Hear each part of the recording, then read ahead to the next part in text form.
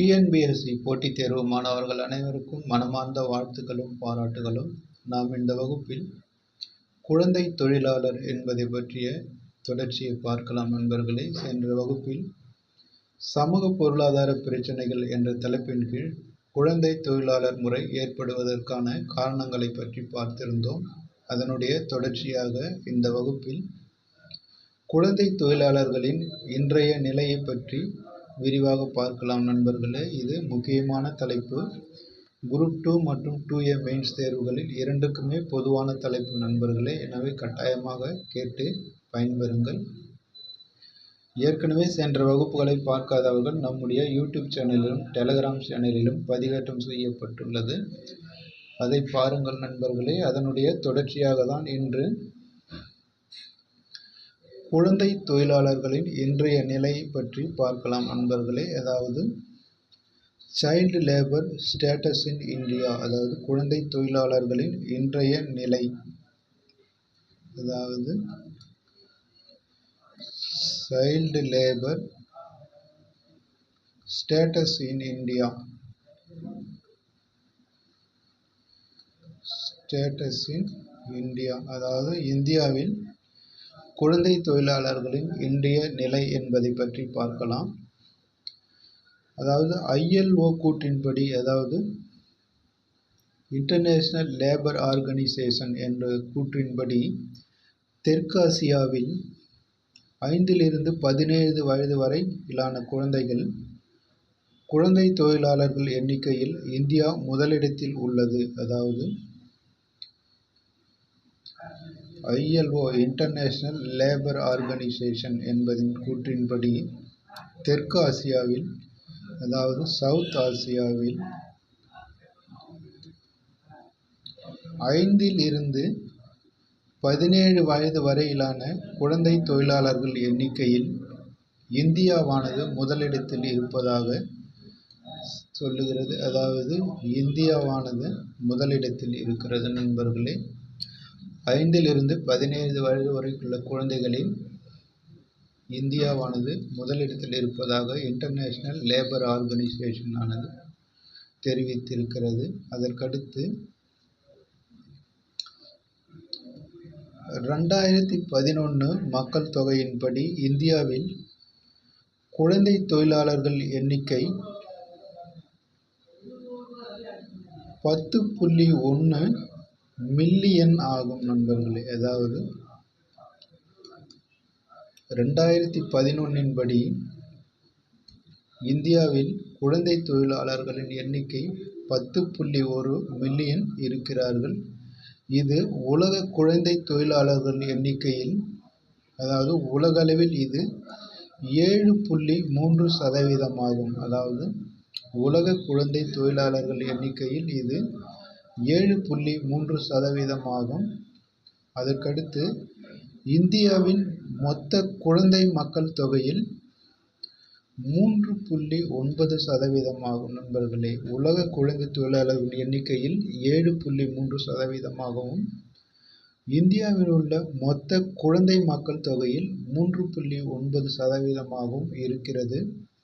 அதற்கடுத்து பெரும்பாலான குழந்தை தொழிலாளர்கள் நகர்ப்புறங்களை விட கிராமப்புறங்களில் அதிகம் காணப்படுகிறார்கள் நண்பர்களே. அதாவது பெரும்பாலான குழந்தை தொழிலாளர்கள் நகர்ப்புறங்களை காட்டிலும் கிராமப்புறங்களில் அதிகமாக இருப்பதாக அந்த ஆய்வறிக்கையானது தெரிவிக்கிறது. அதற்கடுத்து 2011 மக்கள் தொகை கணக்கெடுப்பின்படி கிராமப்புறங்களில் உள்ள குழந்தை தொழிலாளர்கள் எண்ணிக்கை 8.1 மில்லியன். அதாவது 2011 மக்கள் தொகை கணக்கெடுப்பின்படி கிராமப்புறங்களில் உள்ள குழந்தை தொழிலாளர்களின் எண்ணிக்கை 8.1 மில்லியன். அதற்கடுத்து நகர்ப்புறங்களில் உள்ள குழந்தை தொழிலாளர்கள் 2 மில்லியன். அதனால்தான் கிராமப்புறங்களில் குழந்தை தொழிலாளர்கள் எண்ணிக்கை அதிகமாக இருக்கிறது என்று சொல்லியிருக்கிறார்கள். பல மாநிலங்களில் குழந்தை தொழிலாளர்களுடன் கொத்தடிமை முறையும் இணைந்தே காணப்படுகிறது.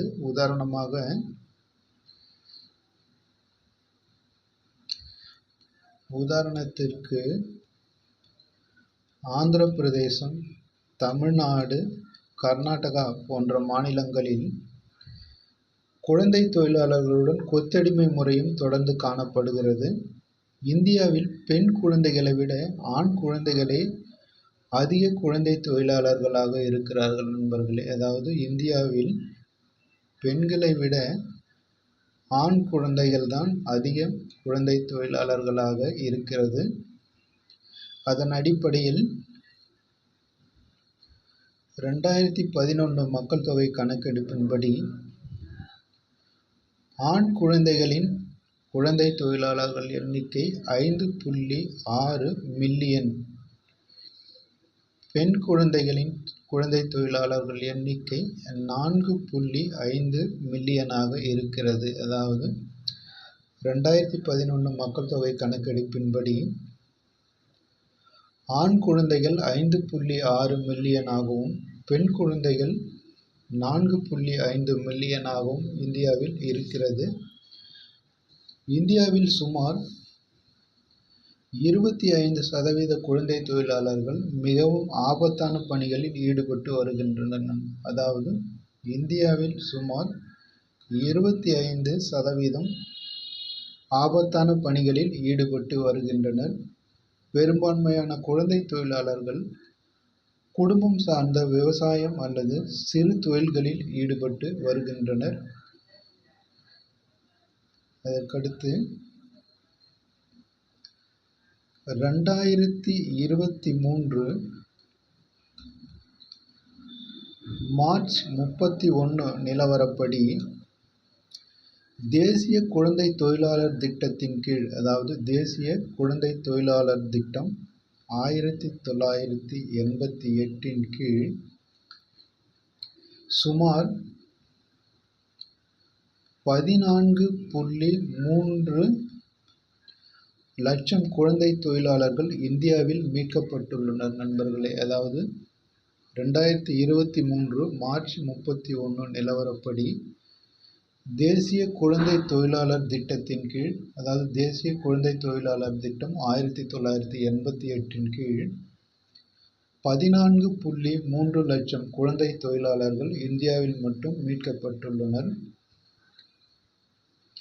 இந்தியாவில் உள்ள குழந்தை தொழிலாளர்களில் 55% கீழ்கண்ட சில மாநிலங்களில் மட்டுமே நிறைந்து காணப்படுகிறார்கள் நண்பர்களே. அதாவது இந்தியாவில் 55% குழந்தை தொழிலாளர்கள் ஒரு சில மாநிலங்களில் மட்டுமே நிறைந்து காணப்படுகிறார்கள். அதன்படி உத்தரப்பிரதேசம் 21.5% குழந்தை தொழிலாளர்களை கொண்டு முதலிடத்தில் இருக்கிறது. அதற்கடுத்து இரண்டாவது இடத்தில் இருப்பது பீகார். இது 10.7% குழந்தை தொழிலாளர்களை கொண்டு இரண்டாவது இடத்தில் இருக்கிறது. அதற்கடுத்து மூன்றாவதாக ராஜஸ்தான். இது 8.4% குழந்தை தொழிலாளர்களை கொண்டு மூன்றாவது இடத்தில் இருக்கிறது. நான்காவதாக மகாராஷ்டிரா 7.2% கொண்டு நான்காம் இடத்தில் இருக்கிறது. அதற்கடுத்து ஐந்தாம் இடம் மத்திய பிரதேசம். இது 6.9% குழந்தை தொழிலாளர்களை கொண்டுள்ளது நண்பர்களே. அதாவது இந்த 5 மாநிலங்களிலே 55% குழந்தை தொழிலாளர்கள் இந்தியாவில் காணப்படுவதாக இந்த அறிக்கையானது தெரிவிக்கிறது. அதில் முதலிடத்தில் உத்தரப்பிரதேச மாநிலம் இருக்கிறது, இரண்டாவது பீகார் மாநிலம் இருக்கிறது. இந்த 5 மாநிலங்களிலே பாதிக்கும் மேற்பட்ட குழந்தை தொழிலாளர்கள் இருக்கிறார்கள் நண்பர்களே. அதற்கடுத்து கோவிட்-19 குழந்தை தொழிலாளர்கள் மீது எவ்வாறு தாக்கங்கள் ஏற்பட்டது என்பதை பற்றி பார்க்கலாம். அதாவது 2020 ஆண்டு காலகட்டத்தில் ஏற்பட்ட கோவிட் பெருந்தொற்றினால் குழந்தை தொழிலாளர்கள் மீது எவ்வாறான தாக்கங்கள் ஏற்படுத்தப்பட்டது என்று இப்போது பார்க்கலாம். கோவிட்-19ஆல் குழந்தை தொழிலாளர்கள் அதிகரித்ததற்கான காரணங்கள் 2022இல் ILO மற்றும் யுனிசெஃப் என்று சொல்லக்கூடிய 2 நிறுவனங்கள் வெளியிட்ட அறிக்கையில் கோவிட்-19 காரணமாக உலகளவில் குழந்தை தொழிலாளர்களின் எண்ணிக்கை 160 மில்லியனாக உயர்ந்துள்ளது நண்பர்களே. அதாவது 160 மில்லியன். அதாவது 2022இல் இந்தியன் இன்டர்நேஷனல் லேபர் ஆர்கனைசேஷன் மற்றும் யூனிசெஃப் என்ற 2 நிறுவனங்கள் வெளியிட்ட அறிக்கையின்படி இந்த கோவிட் பெருந்தொற்று காலத்தில் உலகளவில் 160 மில்லியனாக குழந்தை தொழிலாளர்கள் எண்ணிக்கை அதிகரித்துள்ளதாக கூறப்படுகிறது. அதற்கான சில காரணங்களை பார்க்கலாம். பெற்றோர்கள் அல்லது பாதுகாவலர்கள் இழப்பு. கோவிட்-19 காரணமாக பெற்றோர் அல்லது பாதுகாவலரை இழந்த குழந்தைகள் குழந்தை தொழிலாளராக மாறினார்கள். அதற்கடுத்து தற்காலிகமாக பள்ளிகள் மூடப்படுதல். கோவிட்-19 காரணமாக கல்வி தடைப்பட்டது. இதனால் இடைநிற்றல் அதிகரித்து குழந்தை தொழிலாளர்களாக மாறுவது அதிகரித்தது. அதற்கடுத்து இடப்பெயர்வு. கோவிட்-19 தொற்று நோயால் புலம்பெயர்ந்த குழந்தைகள் கல்வியை இழந்து சுரண்டல் மற்றும் கட்டாய உழைப்பிற்கு தள்ளப்பட்டனர். வேலை இழப்பு. கோவிட்-19 காரணமாக வேலை இழப்பு ஏற்பட்டது. இதனால் பெற்றோருடன் குழந்தைகள் கட்டாய கூலி வேலைக்கு செல்ல கட்டாயப்படுத்தப்பட்டனர். அதற்கடுத்து வறுமை. கோவிட்-19 காலத்தில் வேலை இழந்து வருமானம் இன்மையாலும் பசி காரணமாகவும் குழந்தைகள் குழந்தை தொழிலாளர்களாக மாறும் நிலைக்கு தள்ளப்பட்டனர். கோவிட்-19 காலத்தில் குழந்தை தொழிலாளர்கள் முறையை தடுக்க இந்திய அரசு எடுத்த நடவடிக்கைகள். அதாவது மத்திய அரசின் நடவடிக்கையால்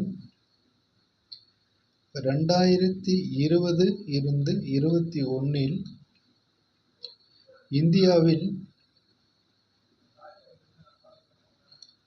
58,289 குழந்தை தொழிலாளர்கள் மீட்கப்பட்டுள்ளனர். அதாவது மத்திய அரசாங்கத்தினுடைய நடவடிக்கையால் 2020 to 2021 காலகட்டத்தில் இந்தியாவில் 58,289 குழந்தை தொழிலாளர்கள் மீட்கப்பட்டுள்ளனர். அதற்கடுத்த ஆண்டில் 2021 to 2022இல் 13,271 குழந்தை தொழிலாளர்கள் மீட்கப்பட்டுள்ளனர். அதாவது இந்த 2 காலகட்டங்களில் இவ்வளவு குழந்தை தொழிலாளர்கள் மீட்கப்பட்டுள்ளனர். இதில் அதாவது 2021 to 2022இல் குழந்தை தொழிலாளர்கள் மீட்கப்பட்டதில் முதலிடம் வகிக்கும் மாநிலம் பஞ்சாப். அதாவது கோவிட் பெருந்தொற்று காலத்தில் குழந்தை தொழிலாளர்களை மீட்கப்பட்டதில் முதலிடத்தில் உள்ள மாநிலம் பஞ்சாப். ஏறக்குறைய 4,867 குழந்தைகள் அந்த பஞ்சாப் மாநிலத்தில் இருந்து மட்டும் மீட்கப்பட்டிருக்கிறார். அதற்கடுத்து இரண்டாவது தமிழ்நாடு. இதில் 2,586 குழந்தைகள் இந்த கோவிட் பெருந்தொற்று காலத்தில் மீட்கப்பட்டிருக்கிறார்கள் நண்பர்களே. அதாவது மத்திய அரசால் எடுக்கப்பட்ட நடவடிக்கையின் அடிப்படையில் 2021-22 காலகட்டத்தில் குழந்தை தொழிலாளர்களை மீட்டதில் முதலிடத்தில் இருக்கும் மாநிலம் பஞ்சாப். அது ஏறக்குறைய 4,867 குழந்தை தொழிலாளர்கள் மீட்கப்பட்டிருக்கிறார்கள். அதனைத் தொடர்ந்து 2வது இடத்தில் இருப்பது தமிழ்நாடு. அதாவது குழந்தை தொழிலாளர்கள் மீட்கப்பட்டதில் 2வது இடத்தில் தமிழ்நாடு இருக்கிறது. அது ஏறக்குறைய 2586 குழந்தை தொழிலாளர்களை அந்த காலகட்டத்தில் மீட்டிருக்கிறது நண்பர்களே. இந்த 2 மாநிலங்கள் முதலிடத்தில் இருக்கிறது. அதாவது இந்த வகுப்பை இதோடு முடித்துக் கொள்ளலாம் நண்பர்களே. ஏனென்றால் அடுத்த தலைப்பானது வேற ஒரு திட்டமாக இருக்கிறது. இரண்டையும் ஒன்றாக சேர்த்து பார்த்தால் குழப்பமாகிவிடும், உங்களுக்கு நினைவில் வைத்துக் கொள்ள முடியாது. அதனால் இந்த வகுப்போடு இந்த தலைப்பை முடித்துக் கொள்ளலாம். அடுத்து வருகிற முக்கியமான தலைப்பை அடுத்த வகுப்பில் பார்க்கலாம் நண்பர்களே. ஏற்கனவே சென்ற வகுப்பை பார்க்காதவர்கள் நம்முடைய யூடியூப் சேனலிலும் டெலகிராம் சேனலிலும் பதிவேற்றம் செய்யப்பட்டுள்ளது. அதை பார்த்து பயன்பெறுங்கள் நண்பர்களே. இந்த வகுப்பில் நிறைய டேட்டாக்கள் பார்த்திருக்கிறோம். எனவே அதை நினைவில் வைத்துக் கொள்ளுங்கள் நண்பர்களே. குரூப் 2A மெயின்ஸ் தேர்வில் கட்டாயமாக இதிலிருந்து கேள்விகள் வரும். ஏனென்றால் அவ்வளவு விவரங்கள் இதில் சொல்லியிருக்கிறேன். ஏதேனும் சில விவரங்களை கொடுத்து எது சரி எது தவறு என்று கேட்பார்கள். அதற்கடுத்து குழந்தை தொழிலாளர்கள் பற்றிய விவரங்களை கேட்பார்கள். அதாவது இந்தியாவில் குழந்தை தொழிலாளர்களின் இன்றைய நிலையை பற்றி விரிவாக எழுது என்று கூட குரூப் 2 மெயின்ஸ் தேர்வில் கேட்டாலும் கேட்பார்கள். அதாவது 10 மதிப்பெண் அல்லது 15 மதிப்பெண்களுக்கு இந்த கேள்வியானது கேட்பதற்கு வாய்ப்பு இருக்கிறது நண்பர்களே. அவ்வளவு முக்கியத்துவம் வாய்ந்த பகுதி. எனவே இதை தெளிவாக கேட்டு புரிந்து கொள்ளுங்கள். அதாவது இந்தியாவில் குழந்தை தொழிலாளர்களின் இன்றைய நிலையை பற்றி எழுது என்று கேட்பார்கள். அதற்கடுத்து குரூப் 2A மெயின்ஸ் தேர்விலும் சில புள்ளி விவரங்களை கொடுத்து சரியா தவறா என்று கேட்பார்கள். அதற்கும் தயாராக இருங்கள். இது மிக மிக முக்கியமான தலைப்பு நண்பர்களே. வருகிற அனைத்து தலைப்புகளும் இதுபோல் முக்கியமானவைதான். இந்த வகுப்பை இதோடு முடித்துக் கொள்ளலாம். அடுத்து வருகிற தலைப்பை அடுத்த வகுப்பில் பார்க்கலாம் நண்பர்களே. நீங்கள் அனைவரும் போட்டித் தேர்வில் வெற்றி பெற வேண்டும் என்று மனமாற வாழ்த்துகிறேன். அதற்கடுத்து உங்களுடைய நண்பர்களுக்கும் இந்த தகவலை தெரியப்படுத்துங்கள். அவர்களும் பார்த்து பயன்பெறட்டும். அடுத்து வரும் வீடியோவில் அடுத்து ஒரு முக்கியமான தலைப்பை பற்றி சந்திக்கலாம். நன்றி நண்பர்களே.